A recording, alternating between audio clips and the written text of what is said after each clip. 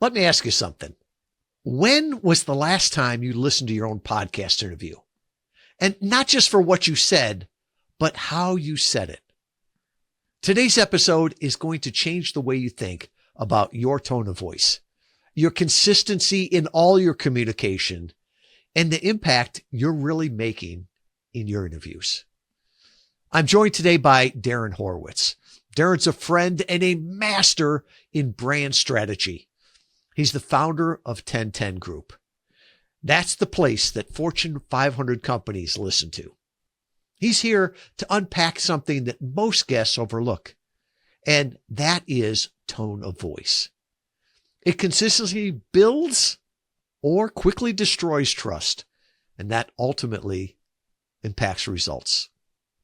Whether you're a coach, a consultant, a nonfiction author, or service-based expert, you're not just sharing content, you're building human connection. And that connection lives in your consistent tone of voice. If you've ever felt like your interviews just weren't converting the way they should, Darren's insights are going to help you ensure that your tone matches your value. And that helps you get better results and get them faster. So let's dive into the conversation. It's going to sharpen how you show up and stand out in every interview. So most companies have their brand guidelines, that document that says, this is the font we use, this is the colors we use. But my friend Darren Horwitz introduced me to something else, right? It's this idea of tone of voice. What's ordinary to him and what he's doing with big corporate clients is amazing to others and amazing to me. And so I'm so excited to talk with Darren here and talk about this idea of capturing your tone of voice. Oh, thank you, Tom. Good to see you. Good to be here. Thanks so much. Can you unpack that a little bit more about what tone of voice is for the big corporate clients that use this? You were telling me they spend tens of thousands of dollars to document it. Yeah, if not more. So it starts with, there's messaging, right? That's what you say. Those are the words. But then there's tone, which is how you say it. So we can say the same sentence in 5 different ways. And every time we use a different tone, the intent changes. Well, brands work the same way. And so the idea is that when you start to think about a business strategy lending itself to a brand strategy, and then you think about the visual execution of the brand and the logo and the colors, well, all that's easy to think about. But there are other pieces, and one of the bigger ones is voice and messaging. And so it really is about how you extend that strategy through to how you say things. And then what you say as well is equally important. Yeah, and it's interesting because sometimes we don't recognize when it's there, but we recognize when it's not there, right? And I can think of like colors. I remember years ago talking with somebody that worked with a lot of financial sites, and they said, if you're on a bank site and the color of the logo changes ever so slightly, or the font or the tone, people just abandon it, right? Because they're like, oh, this is phishing. I'm going to some different site. And now with tone, we were talking that, in social media, in communications, people are like, hold it, is this really Darren with TenTen, or is this AI? Is this somebody phishing? And it's almost like our spidey senses go up with that. Yeah, right there is a really interesting one when you think about, even in real life examples, the conversation I might have with my wife, depending on the tone, changes, right? And so it doesn't matter what the message intended is. It's how is that being received? And so there's a tone that goes with it, or she says there's a tone. I would say there's no tone, but then when you think about, say, social media or even a text, how quickly, intonation gets lost. And so it's really critical to start to think about, well, how is this being read by somebody else? And yes, to link it to AI is just, it's another way of creating content, but it has to be trained just like everybody else, whether you're a copywriter, who is writing on behalf of many different people with many different voices, or your AI where you're trying to extend someone's message or interpret it. That tone of voice and documenting some of those things, what your tone is really critical, because then you can extend who you are or who your brand is in just another way of getting out there. And so you're right. When you think about that bank site, I mean, the color is one thing, but imagine how your bank speaks to you. And so it's probably more formal in many ways. One might be legal reasons, but the other is they're dealing with pretty important formal things, your finances, your stock portfolio. These are more serious things. But when it gets to other things or other brands, maybe they're more playful in nature. Maybe when we think about that same bank speaking to us about retirement, they're showing us all these great things in life, and their tone has shifted ever so slightly to be more playful or exciting, to demonstrate how they can better serve our needs in a different way. Yeah. And while I guess my mind went to AI first, even what you were talking there with a team, right? Your tone is pretty much consistent. Mine is consistent. It's just who we are. But how does that go down through the company? And I can think of, we're all a remote company now. We have been from the very beginning. But so that everyone in the team is communicating the same way, has that same tone, right? Has that same values almost that they're communicating. And I think of the olden days when we used to call it tribal knowledge, right? If you've been around long enough and heard people talk and see how the emails are done, how the videos are done, you start to sort of get the sense of what that tone of the company is. But we don't have that luxury anymore, because to me, it's not about attention, it's trust. And if the tone is not right, if it's not consistent, man, that will turn people off quicker than anything. Yeah, I think the larger companies faced this even before being remote. They had offices all over the world where they're trying to write in the same tone, but using, in some cases, many cases, different languages even. So then you're dealing with cultural and language things. But you're right. I think for smaller organizations, such as ours, it's critical if we're relying on others to carry a consistent message in a consistent way. And so we're going through this exercise now where we're rebranding ourselves. It's not a name change, but it's definitely a visual update.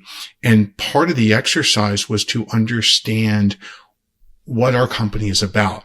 And so we started to think about this from a way that we could then say, okay, here's who we are. This is what we stand for now.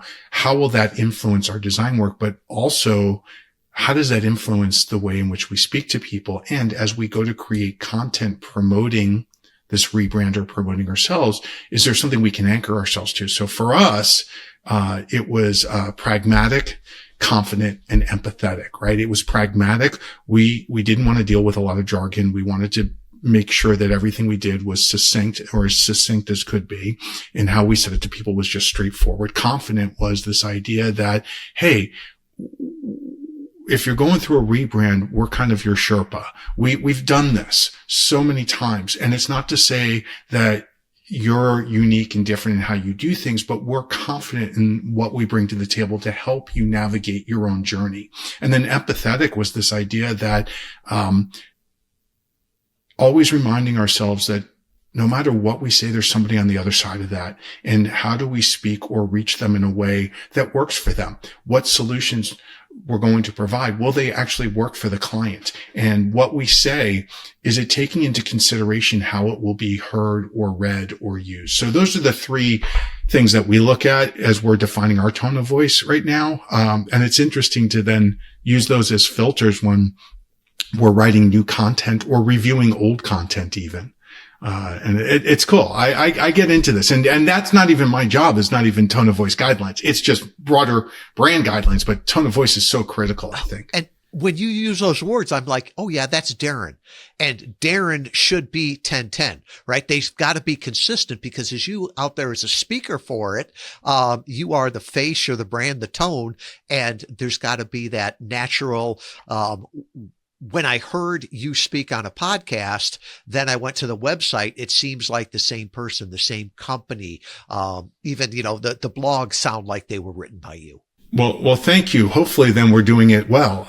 But it is difficult because as we are evolving, and I think most people are the same in this regard, you can't be all places at all times, and we need help. And to your point, you have a team of people who are now working, for your company and delivering on your behalf. Mine's the same way. So how do I teach people to replicate the intent? It doesn't have to be exactly like Darren. That's okay. And probably better for the world if it's not, but close enough to say we're going to deliver on the intent and on the promise so that it's not a departure from who Darren is or who I am and how I say things and how I want to deliver the work that we're doing. But you're right. It's incredibly important to be able to give somebody that information. So you mentioned podcasts, and it is super interesting to think about how one speaks and how one writes. And can you bring those two things together? And can you evaluate them and use your tone of voice principles or guidelines as that litmus test, as that filter to determine what would be considered on brand, even if it's your own personal brand, but what's on brand? And it's actually a fun exercise to figure this out. It was interesting. When you brought this idea to me and we talked about it, you talked about how the big companies did it with the interviews, of interviewing Q people, looking at all their marketing. And I went back and looked at, I think it was the last 40 podcast interviews that I had done and said, what's the tone of voice here? And it was really interesting. Mine was authentic, insightful, encouraging, and conversational. And that tracks 100% tracks. And it's like when friends say that, oh yeah, that tracks, or your team does, it was interesting. And then there was like different do's and don'ts, right? Don't pressure people. Don't use fear as a tactic. Don't use hype and exaggeration, all of those things. And it was interesting because then we started to use those guidelines to look at some of our content. And I've got to admit, we hired a marketing company to do some of our blogs, and they were great blogs. But when we ran it through that filter, that look, it's like, yeah, it's a great blog, but it doesn't sound like Interview Valet. So we were able to take that great content and put it in our tone, right? If you read it, you would have thought, oh, they stole that from somebody else's website. And it's the same thing when I see our content on somebody else's website, it's flattery, but it's like, if you read it, it's like, this doesn't sound like this company. Yeah. It's, you raise a really important point, which is this: you've hired somebody to extend what you're doing on your behalf, and they did a fine job. But now you're evaluating, and maybe you hired a few different people to do this.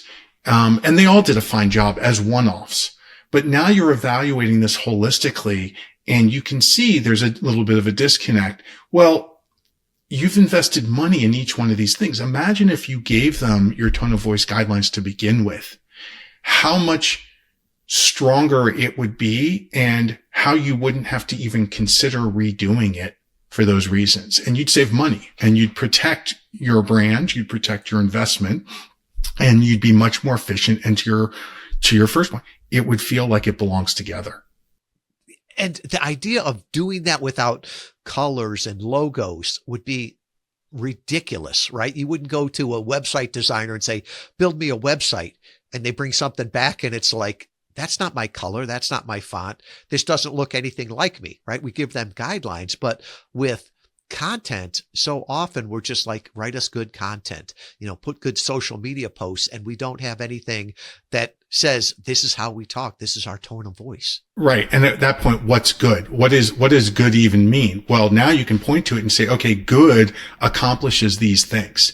And if you think, again, the bigger companies, it's because they have all these different people writing on their behalf or creating things. And to your point about the website is a whole different team than the marketing materials, than the sales team, than the HR team. And they're all trying to accomplish different things within a business.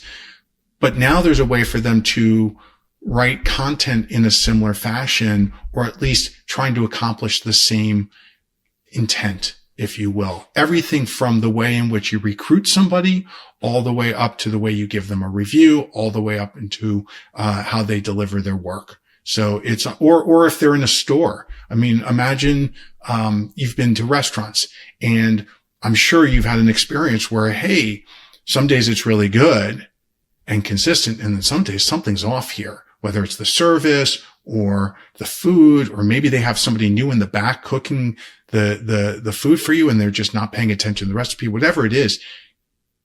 Brands work the same way, and guidelines help to ensure that consistency, whether it's the experience or the words or the visual or the impact in general. And once you bring that idea up, right? Once you told me about this, I couldn't unsee it. You can't unsee it. Yeah. Oh, and so we started to do it for ourselves, right? And then we started to do it for clients too. And one of the things that I noticed is that the verbal tone of voice, if you will, was more consistent than the writing. And let me give you an example on this, right? So we went back and looked at one of our clients, and I think we did the last, 24 interviews that they'd done, and figured out their tone of voice. And then we put their book in there, and it changed the tone of voice, or the book wasn't the same. And I didn't understand why. And as we started to talk about it, they said, well, I had a ghostwriter do that. It was a great book. I enjoyed the book. But when I started to look at that, I could tell that the ghostwriter didn't have the same tone of voice. It was good. It was great, like you said, but it wasn't consistent. And so that's why we're asking, like our clients, as we're going through tone of voice, who wrote this? What sources should we go to? And for us, it's so powerful now because we're using that tone of voice in when we reach out to hosts, right? So that we're reaching out consistent with what one of our clients would do, right? Answering the questions the same way. And even in this repurposing of social media, right? I always preach, just don't do more interviews, do more with your interviews. But for God's sake, make sure that the repurposed content still sounds like you. Yeah. It's, I think you're in a very unique position to help people. And and this is what gets me excited about it. So not everybody can be a big business, an Apple of the world. Not everybody can be, a medium-sized business. But for the people that you have on your podcast, if they're like me, they're smaller, and one may not even be thinking about it. So to your point, I'm trying to get a message out there. Well, I'm just going to speak to it because that's all I know. But there's no evaluation on the back end of how I did, other than did I get the message out there, but not how am I giving that message? And then to go through multiple podcasts where I'm trying to project myself in a certain way. Am I accomplishing that with my voice, my tone of voice? And I think that's really interesting to start to capture, reverse engineer it and say, here's what we're hearing. Is this intentional? And then to say, oh, maybe I didn't want to be so stern in my message. Okay, well, now you want to be more flexible. Yeah, okay, well, let's document that as the way you want to be. And now as you start to think about what does it mean to speak in a flexible way? And you can go through and give examples, and you can coach people on how to then present themselves. But you go into the other part is, yeah, and when I write, shouldn't that be consistent? And I think it's interesting, the writing aspect with the ghostwriters. Do you ever read Clive Cussler? You know who Clive Cussler is? I know the name. Yeah. Yeah. So it's very formulaic. It's like a James Bond type. He writes a series, Dirk Pitt, and it's very James Bondish, and it's very formulaic, and it's very fun, right? But at a certain point, he started bringing in other authors to write under his name. And the trick there is, right, is the reader going to notice the difference or not? And so clearly there was a handoff or training that happens between this person knows how to build a story, but this person knows what the voice should be like and the voice of the characters and all these different things. And it's interesting that you brought up the ghostwriting, because I got to believe that's really difficult to write in someone else's voice, which is why I'm not a writer. Well, you can have a great writer, but do you spend time with them and know them?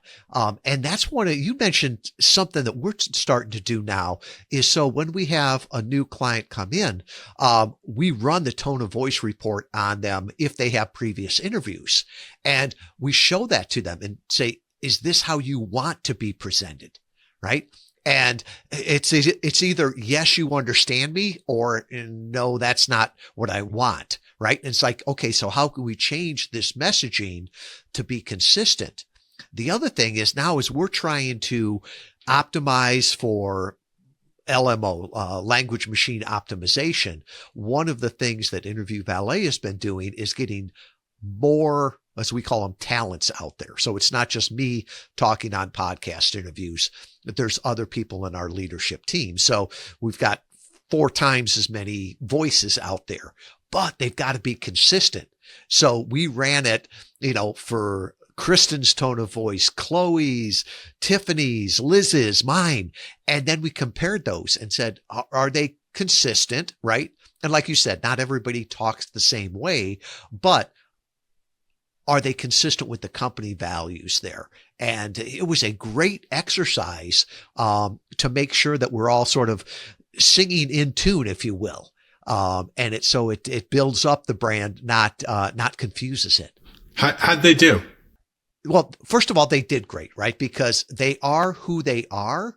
But I think showing them the tone of voice, just like showing it to new clients, it's sort of like that mirror in your face. It's like, oh, I like that, but I don't like that. I want to change that. And so it makes them more conscious of how other people see them. And it was a great conversation of, I learned from some of the things that they did, and I'm like, yeah, I'm going to start working that into mine, and vice versa. Yeah. And I think the constant evolution and evaluation is critical for anything, but you just,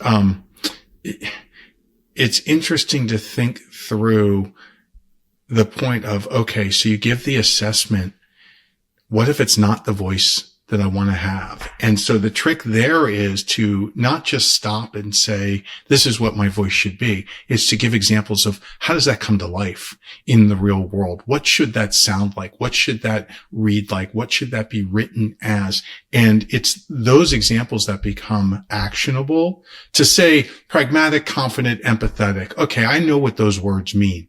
But how do I put that into practice? And that's where I think the opportunity to take it down with the befores and afters would work. So in your case, I imagine take a clip and capture it of what is off personal brand. Now demonstrate how that could be on brand in a spoken way. So whether you're speaking to it or maybe there's some sort of, I dare I say AI interpretation of it, whatever it is. But the point is, here's 2 examples. One is what you said, and here's what came out of that. Here's what you should be talking like. And this is what it should sound like. So you give somebody an example on how to practice it, not just, yeah, it's off, which I'm presuming you're working with your clients to do that. And we've been going through this so many iterations, right? It continues to get better. But even those little things of do this, don't do this, right? That is, the green light, red light type thing. Or how do we talk in vocabulary? What are the key stories that we take? Another one is really strong is what are your point of views, right? company better have similar points of view, and especially if it's a strong disruptive statement, right? We should all be sort of singing from this the same playbook on that, right? We all see the world in a similar way at this company, and this is our point of view. So actually being able to put that in there, and even capturing key stories, right? There's when you're talking, when you're on a podcast, there's probably, I don't know, 7 to 10 different key foundational stories that support your point of view, and to be able to capture those so that everybody knows which examples work best for that. I think that can be very, very powerful. And one of the things we always say is, don't just do more interviews, do more with your interviews. I'm so excited by, doesn't take the talent's time, right? But you can get so many insights that they can use and the entire team can use. And beyond that, even their partners and their vendors can use. Yeah, I think that's right, Tom. I'm gonna give you a framework. I'm gonna co-opt a framework and kind of twist it to meet the needs here. So, not my framework, but one I subscribe to is know, believe, live, advocate. No, and in this case, I imagine is no. I know what our tone of voice principles are. Believe, I agree with what they stand for. Live would be, I understand how to use them in my day-to-day life and what I'm doing, and advocate, I can now teach somebody else how to use them. So not a perfect fit, but I think the concept is right, which is this. Teach people what it is, demonstrate how it works in the real world and how they can leverage it, and give them the tools to go do that, and then let them go out there and be able to explain it to others, which means that you've given them enough information to use in the right way. And again, if you document all of this, then there's a tangible artifact that goes with it, not just a conversation. So, and I love, again, I call them before and after, do's, do nots, things like that. I think that is absolutely the right way to go, because we all learn in different ways. And so if we can see it, maybe we can get it quicker, easier. Do you find, so I know that this is a relatively newer thing for you.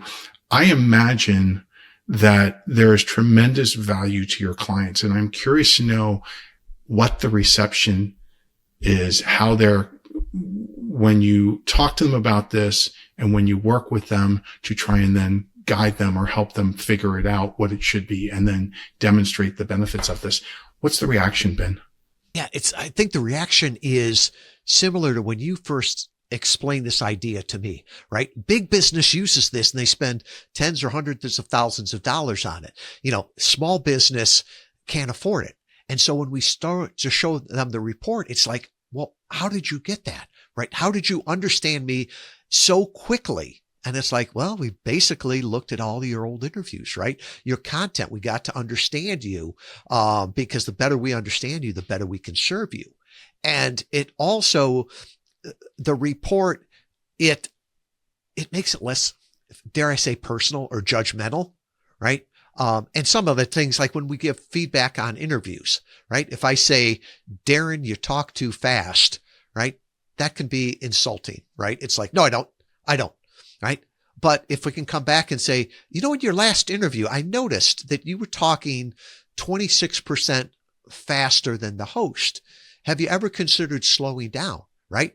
And that is just giving them the data that they can look at. And so what's going to be really interesting is that they can intentionally craft their tone then. We're on the repurposing, and as we represent them, we understand them so much quicker. It used to be you'd have to work with somebody for a year before we really got dialed in like this. And the other thing too is, I think that you pointed out, we're only a few months into this, but I think looking at this on a probably twice a year basis, right? How has your tone of voice evolved? Is this where you want it to go? And especially as more and more people are speakers, right?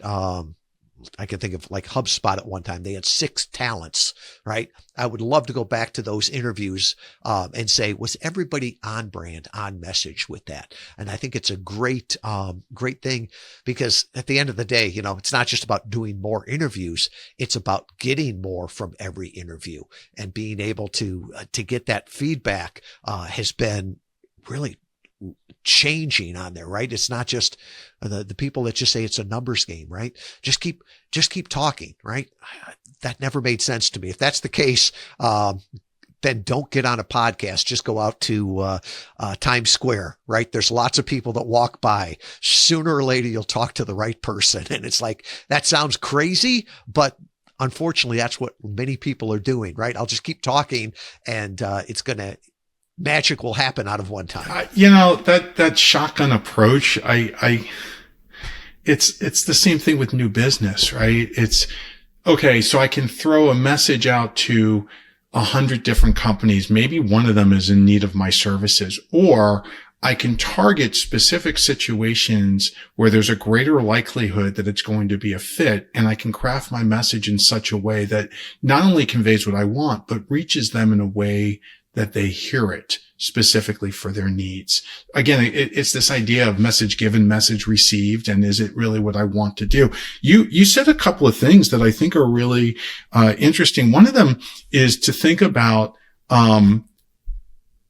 some sort of metric against all the people that you're working with on all the podcasts. You said, hey, you're speaking 26% faster than the host, right?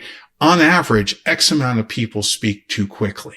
And you would have the data to support that based on this kind of metric of, you want to speak at X amount of percent words per minute, or whatever it is. There's got to be a stat in there that gives you something as a way to focus and let people know where they can focus. And also the ROI. As I go through and do this with you, you just said it. You're coming back and saying, here's how you evolve. The diagnostic goes then from an initial assessment into proof of where you're going. And I wonder what would the follow-up be to that? How would you, in a marketing sense, could you argue the stronger your tone and messaging, the direct correlation to sales? Probably hard to do, right? But there's something in there intuitively that says, look, we're seeing growth, and it's because everything's operating on all cylinders. I don't know if that makes sense what I'm saying, but that'd be interesting. Yeah. After we get a year's worth of data, to look at that. And to me, I don't know that it's strong tone of voice, right? I think it's consistent tone of voice, right? Because, do I have strong brand colors? No, but it's got to be consistent brand colors, right? The more bold is not the better, but it's got to be consistent. And I think that's one of the things that we're finding. And it's this idea that marketing today should be magnetic, right? It should attract the right people and repel the wrong people.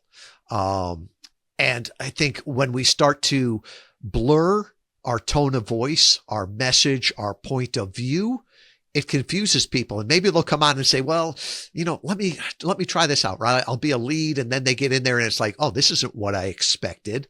And then they leave, and it wastes their time and your time. Eddie Yoon, I was talking to him recently, and he said something that blew my mind. He said, there's 3 things that I believe about the future.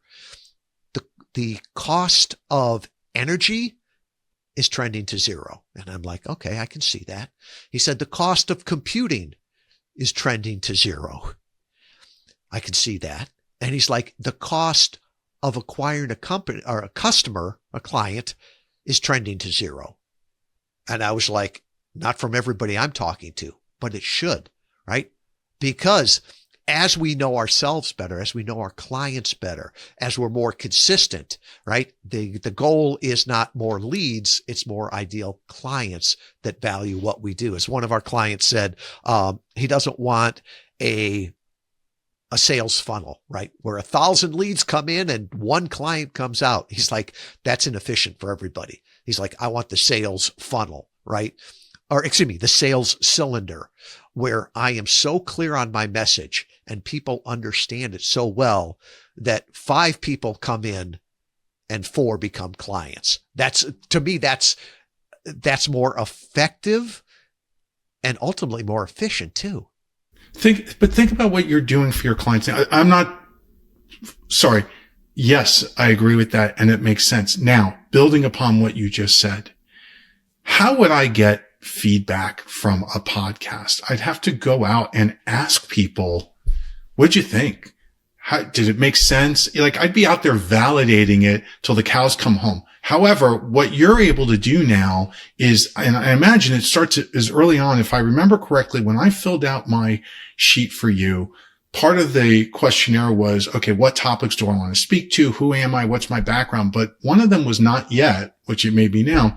Do you have a tone of voice? What are your principles? What is it? How do you think you speak? Because that starts a baseline of where I want to be, or if something's missing. But now, rather than ask 500 people if it resonated, I can go back to the tone of voice, and you can assess that for me by listening to the podcast. One listener, one assessment, we get the validation that we're looking for, as opposed to a focus group of people. And I think that's how you scale it down to meet more of the one-on-ones. I've always said that most people in your life want you to be happy, right? Your friends and your family want you to be happy. They love the book. They love the podcast. They love the dinner. They like it burnt just the way I make it, right? They want you to be happy. Those people that really care are the ones that want you to be better. And I think not just one person's opinion, right? If like you said, a focus group, if we can take the last 20 interviews or something and score those against a metric there and take out the personal bias out of it, I think I know what my tone of voice is or what I would want it to be, but that doesn't mean that's the way the world sees it. So I think that could be an interesting question. How do you see your tone of voice? And then here's the data that we found. And if we both see it the same way, that's great. It's almost like we encourage people to listen to their podcast interviews afterwards, right? It's like in sports, watching the game film. In my mind, I was 4 inches above the rim when I took that shot, right? That's how it was in my mind. When I go back and watch the game film, my feet were 4 inches off the ground. So that idea of getting that non-biased feedback. Yeah. And I think in this case, there are experts. I am not a voice expert. I know enough to be dangerous and be able to speak to it a little bit, but there are people out there who specialize in this. And I would think as an individual speaking, to go back and listen to what I'm saying, I'm probably going to be biased, and I probably am going to be biased to the sound of my own voice. And I'll be like, yeah, that sounds right. Now, every now and then, I think you can pick up where, oh, that's not what I intended to say or how that comes across. But I think what I'm really liking about what you're offering and how you're approaching this is, don't worry. Yes, you should listen to yourself, and yes, you should do these things, but we're going to give you something that's not opinion based. That's what I'm hearing, which I think is critical. It's not subjective. It's, look, this is what you're trying to do. Here's how it's coming across. Are they aligned? And are they in sync? It's not a scorecard. It's just a mirror that this is what it looks like right now. If you like that, let's be consistent with that. If there's something you want to change, here's how you can change it. One of the common things that we'll point out to people is jargon, right? Nobody thinks they speak in jargon, but from the outside, if you can say, when you say inbound marketing on a podcast that is not a marketing focused, they don't know what you're talking. So instead of saying inbound marketing, say, but what I mean by that is using content to attract people. So they're coming to you. You're not reaching out to them with phone calls and emails and direct mail. All right, perfect. Give them concrete things that they can do. But in addition to that it's easy for you to say that as a lesson. That doesn't mean I recognize when I'm doing it or not doing it. Even when I hear myself doing it, I may not realize it because, everybody knows what inbound marketing is. Whereas you can come back and now say to people, we've talked about this. Here are some areas where we can strengthen you, or you can strengthen yourself if you have concern. No, I think it's great. It's super cool. I mean, whether it's a business context or a personal context or an author or a business email or whatever it is, again, I think tone is so important. And, I struggle with sending out emails where I'm constantly reading it, noodling it, and I get stuck to the point where I often send it to a colleague to say, how is this coming across to you? Because and she'll often come back and say, get rid of that last line. You don't need that. Or change this word, but it's important. So, but what do you do when you don't have that? And that goes back to, again, if you can document it, you can assess it, you can evaluate it, you can get the help that you need. And then as you go forward, you start to learn it and recognize it and apply it. And more importantly, I think to your point, if you're not the one who's crafting the message and it's being crafted on your behalf. And, it's like if I send my daughter to go in and talk to my wife about where I want to go to dinner, how's she going to present it? What's she going to say? Yeah, Dad wants to go to dinner. He wants to go here. Okay. That's not exactly what I wanted you to say or how I wanted you to say it. Yeah, but then you should have done it yourself. Great. Thanks. Yeah. I can't scale doing that way. And it's I'm not outsourcing dinner to my daughter, by the way, but just by it's going to be expensive. Yeah, right. That's what's going to come back to you. It'll cost you. Yeah, no, but it's cool to think that way. Yeah. And it's so interesting, right? You've taken this concept that is normal to you in big business, in corporate, right? And explained it how we can now use it for, small business like we are, right? We're professional services, small business, getting out there, scaling our team. What's ordinary to you is amazing to others. And I'm so excited where podcast interview marketing is going, right? Over the last decade, how it's evolved and how it's going to continue to evolve, right? With our ideal clients listening to it, with AI listening to it. It's such an exciting time. I think it's awesome. And I'm glad that we can connect the dots here between two worlds and specialties and how they come together to form something new that maybe hadn't been thought of in that way before and can actually help people grow and evolve and learn from it in hopefully a pretty straightforward, easy way. Darren, thank you so much. How can people get in touch with you there at the TenTen Group? Yeah, thank you, Tom. Well, LinkedIn's always great. I'm on LinkedIn, but email is Darren, DARREN at TenTenGroup.com, all spelled out, TEN Group.com. So thank you. I really enjoyed time talking to you. Thank you, Darren. Wow. That was a masterclass with Darren Horwitz. If you've ever wondered how to align your brand's tone of voice with your message and then leverage that to align and attract and convert ideal clients through podcast interview, well, Darren just handed you a masterclass. This isn't just about sounding good. It's about resonating with the right people at the right time in the right and consistent way. Now, here's the big takeaway. The tone of voice you use in your interviews isn't just a reflection of your brand. It's a magnet for your ideal clients to either attract them or repel them. Most people have no idea how they're actually coming across. And that's where awareness can become your secret weapon. So here's your next step.